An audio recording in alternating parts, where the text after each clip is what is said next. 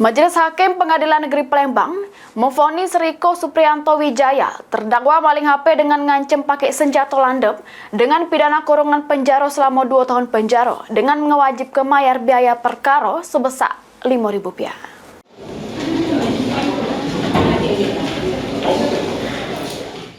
Riko Supriyanto Wijaya terdakwa penodongan dengan senjata landep yang merampas HP sama duit Rp70.000 punya korban Rido Saputra pas melintas di Jalan Rambutan Dalam, tepatnya di dekat Simpang 4 Pos Kelurahan 30 Ilir, Kecamatan Ilir Barat 1 Palembang. Meni atas perbuatannya tersebut, terdakwa Riko jalani sidang juru agenda putusan di Pengadilan Negeri Palembang yang dipimpin Majelis Hakim Raden Zainal Arif.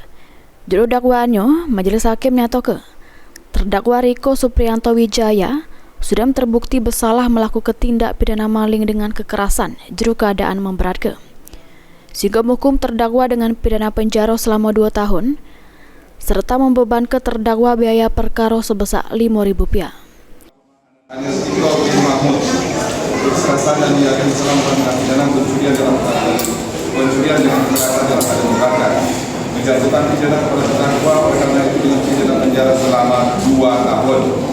Kami sampaikan perasaan tadi terdakwa bukan benar dijatuhkan bersama dengan tahanan pada perkara Rp5.000.